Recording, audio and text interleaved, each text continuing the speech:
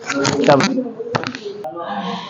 देखिए, इस टाइम में जसवंत नगर में टॉपर्स लाइब्रेरी में आया हूँ, जहाँ के छात्र छात्राएं तैयारी कर रहे हो। सबसे बड़ी बात है, यहाँ दीपक जी बच्चों को शिक्षा दीक्षा देते हैं। मैं चैनल के माध्यम से देश के समस्त छात्र छात्राओं से अपील करूँगा, आप शिक्षा में हमेशा आगे बढ़ते रहे। लेकिन सोशल मीडिया के माध्यम से मैंने देखा है कि ज़्यादातर सोशल मीडिया में आजकल आईएएस पीसीएस की तैयारी की बात ज़्यादा करते हैं, जो दिल्ली वगैरह में कोचिंग चलाते हैं। जो तो ये हमारी जो छोटी कोचिंग सेंटर है, जैसे ये टॉपर्स कोचिंग लाइब्रेरी सेंटर, ये जो चला रहे हैं, ये तो सही बच्चों को पढ़ा रहे हैं। और जो कहते हैं देश में कि आईएएस बनो, पीसीएस बनो, उन कोचिंग सेंटरों ने ये देश में कभी नहीं बच्चों के सामने रखा कि बच्चों, देश को टेक्नोलॉजी की ज़रूरत है, देश को वैज्ञानिक साइंटिस्ट की ज़रूरत है, देश को स्वास्थ्य की ज़रूरत है। क्यों नहीं? क्योंकि कुछ जो बड़ी कोचिंग सेंटर उनका निजी स्वार्थ है, क्योंकि जब हम इनका आईएएस पीसीएस का ज़्यादा ही प्रचार प्रसार करेंगे तो उससे उनकी कमाई होती है। लेकिन मैं देशवासियों से, जो छात्र तैयारी कर रहे हैं, उनसे एक ही अपील करूंगा, आप आईएएस पीसीएस की तैयारी करो, उसके साथ आपको वैज्ञानिक भी बनना है, डॉक्टर एपीजे अब्दुल कलाम जैसे साइंटिस्ट बनो।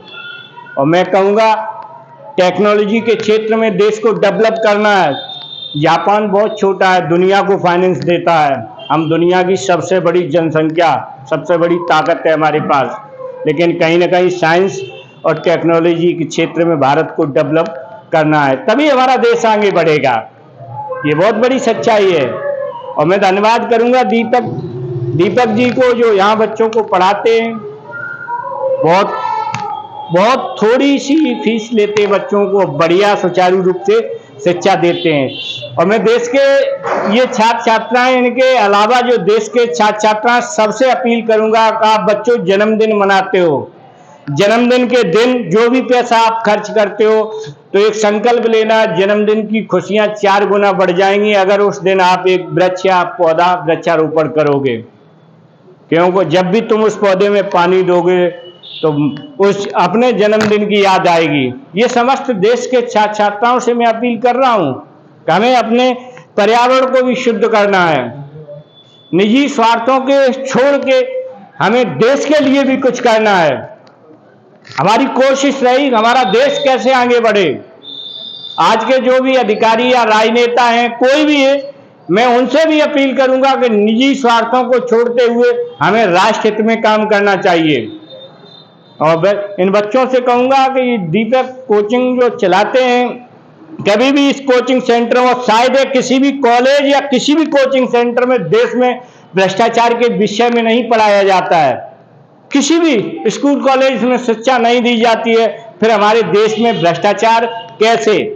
और सबसे बड़ी बात मैंने देखी है कि जो हमारे गांव में किसान, गरीब मजदूर हैं, जो थोड़े कम पढ़े लिखे हैं, उन्होंने देश में जो भी थोड़े कम पढ़े लिखे, उन पर कभी भी भ्रष्टाचार का आरोप नहीं लगा है। ये बहुत बड़ी सच्चाई है। अगर किसी भ्रष्टाचार का आरोप लगा है तो जो हमारे देश में शिक्षित लोग हैं, उन्हीं पे भ्रष्टाचार का आरोप लगा है। इन चीजों को त्यागना होगा। सब जानते, आप भी जानते, हम भी जानते कि भ्रष्टाचार का जन्म कहां से होता है। भ्रष्टाचार राष्ट्रद्रोह है। अगर हम भ्रष्टाचार करेंगे तो कहीं ना कहीं देश के विकास में हम रुकावट पैदा कर रहे हैं।